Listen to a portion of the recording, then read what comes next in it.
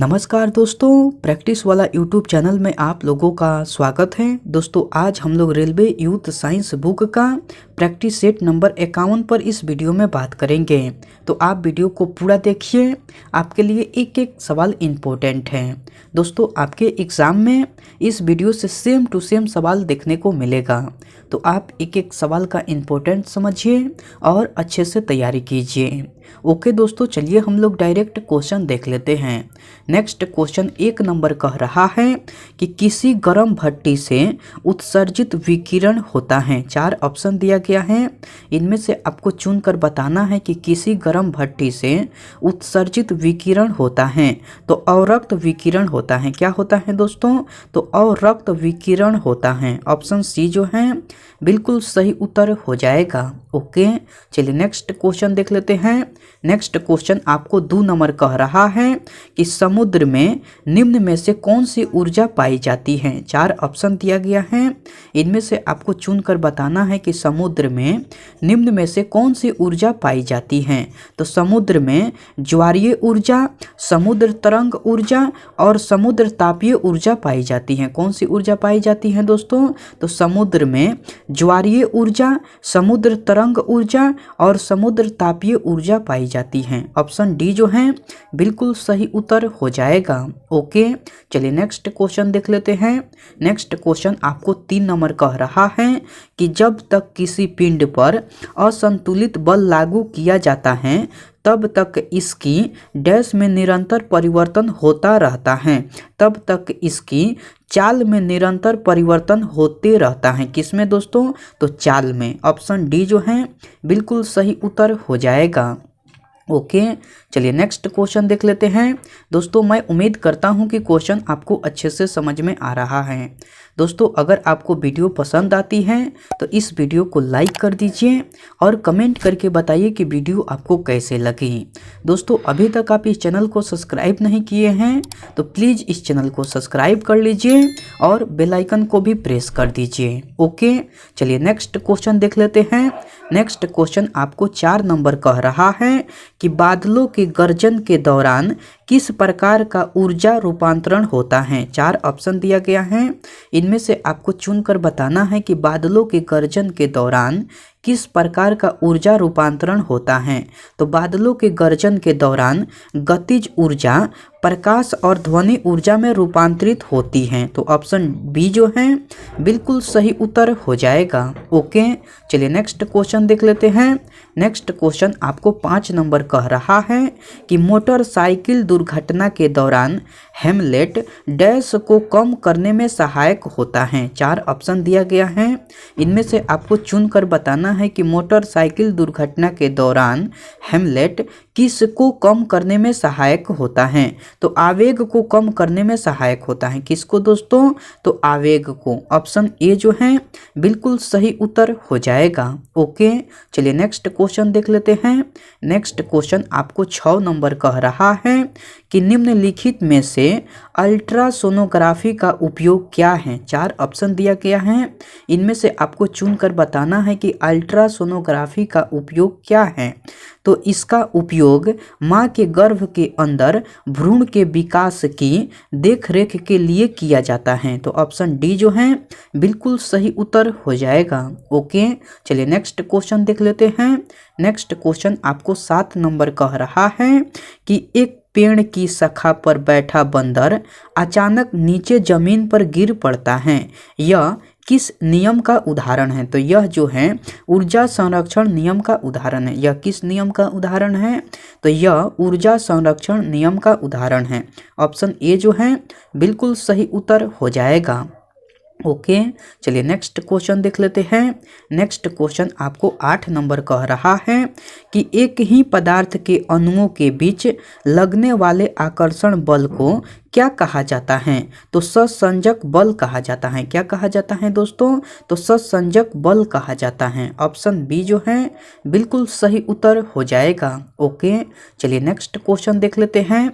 Next question आपको 9 number कह रहा है कि मानव शरीर के कौन से 2 मुख्य अंगों में काफ़ी मात्रा में चुंबकीय क्षेत्र उत्पन्न होता है? तो हृदय और मस्तिष्क में होता है। किस अंगों में होता है दोस्तों? तो हृदय और मस्तिष्क में। ऑप्शन डी जो है बिल्कुल सही उत्तर हो जाएगा। ओके, चलिए नेक्स्ट क्वेश्चन देख लेते हैं। नेक्स्ट क्वेश्चन आपको 10 नंबर कह रहा है कि निम्नलिखित में से किसमें परिवर्तन करके किसी पदार्थ को एक अवस्था या रूप से दूसरे में परिवर्तित किया जा सकता है? तो तापमान में परिवर्तन करके। किस में परिवर्तन करके दोस्तों? तो तापमान में। ऑप्शन डी जो है बिल्कुल सही उत्तर हो जाएगा। ओके, चलिए नेक्स्ट क्वेश्चन देख लेते हैं।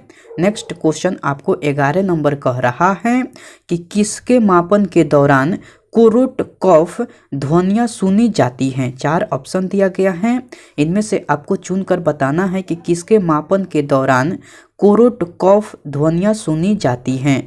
तो रक्तचाप के मापन के दौरान। किसके मापन के दौरान दोस्तों?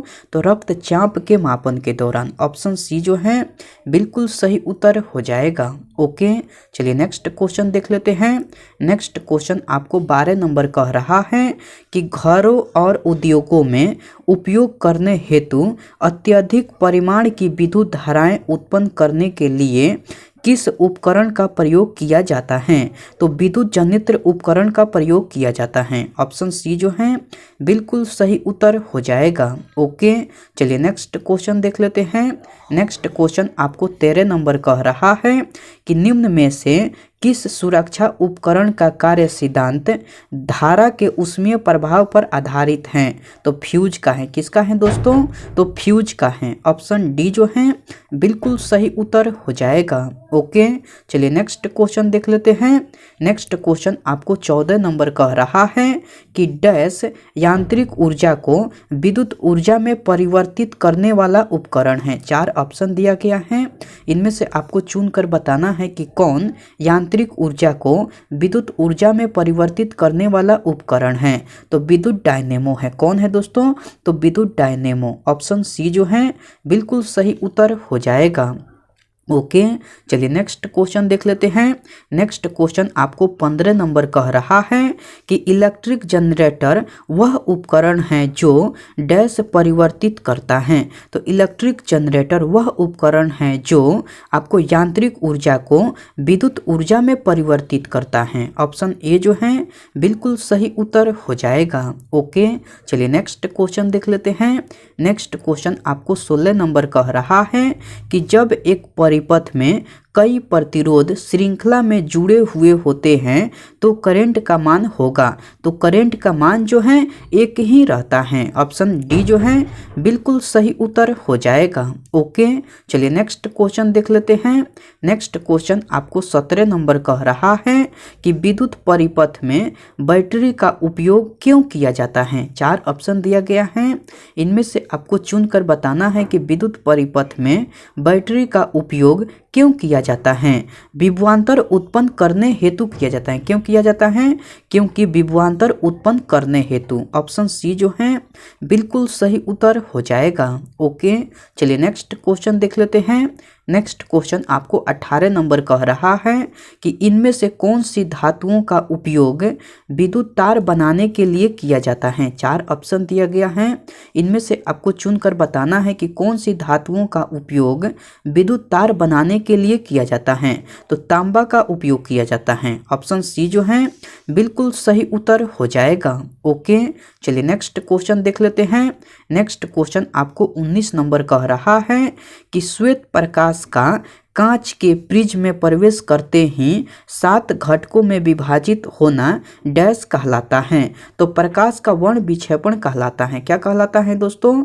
तो प्रकाश का वर्ण विक्षेपण। ऑप्शन बी जो है बिल्कुल सही उत्तर हो जाएगा। ओके, चलिए नेक्स्ट क्वेश्चन देख लेते हैं। नेक्स्ट क्वेश्चन आपको 20 नंबर कह रहा है कि प्रिज्म द्वारा इनमें से किस रंग की प्रकाश किरण का विचलन अधिकतम होगा? 4 ऑप्शन दिया गया है, इनमें से आपको चुनकर बताना है कि प्रिज्म द्वारा इनमें से किस रंग की प्रकाश किरण का विचलन अधिकतम होगा। तो बैगनी रंग का होगा। किस रंग का होगा दोस्तों? तो बैगनी रंग का। ऑप्शन डी जो है बिल्कुल सही उत्तर हो जाएगा। ओके चलिए नेक्स्ट क्वेश्चन देख लेते हैं। नेक्स्ट क्वेश्चन आपको 21 नंबर कह रहा है कि डैश रंग का विचलन कोण सबसे कम होता है। तो सही उत्तर हो जाएगा लाल रंग का विचलन कोण जो है आपका सबसे कम होता है। ऑप्शन डी जो है बिल्कुल सही उत्तर हो जाएगा। ओके चलिए नेक्स्ट क्वेश्चन देख लेते हैं। नेक्स्ट क्वेश्चन आपको 22 नंबर कह रहा है कि यदि किसी सुधारात्मक लेंस की शक्ति +2 डायोप्टर है तो यह क्या है? तो यह आपको उत्तल लेंस है। तो यह क्या है दोस्तों? तो यह उत्तल लेंस है। ऑप्शन ए जो है बिल्कुल सही उत्तर हो जाएगा। ओके चलिए नेक्स्ट क्वेश्चन देख लेते हैं। नेक्स्ट क्वेश्चन आपको 23 नंबर कह रहा है कि किसी व्यक्ति के निकट दृष्टि दोष को सुधारने हेतु किस लेंस का प्रयोग किया जाता है?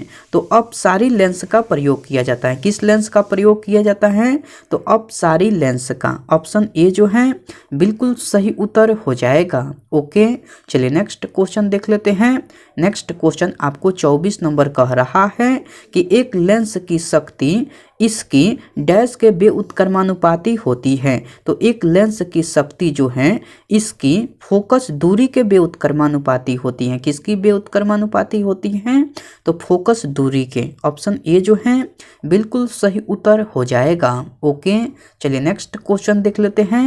नेक्स्ट क्वेश्चन आपको 25 नंबर कह रहा है कि अवतल लेंस की नाभीय लंबाई डैश होती है। 4 ऑप्शन दिया गया है, इनमें से आपको चुनकर बताना है कि अवतल लेंस की नाभीय लंबाई क्या होती है। तो सही उत्तर हो जाएगा ऋणात्मक होती है। अवतल लेंस की नाभीय लंबाई जो है आपको ऋणात्मक होती है। ऑप्शन बी जो है बिल्कुल सही उत्तर हो जाएगा। ओके आज का प्रैक्टिस सेट में इतना ही सवाल था। मैं उम्मीद करता हूं कि सारे सवाल आपको याद हो गया होगा। दोस्तों अगर आपको सारे सवाल याद नहीं हुआ है तो आप इस वीडियो को फिर से देखिए। आपके लिए एक एक सवाल इम्पोर्टेंट हैं।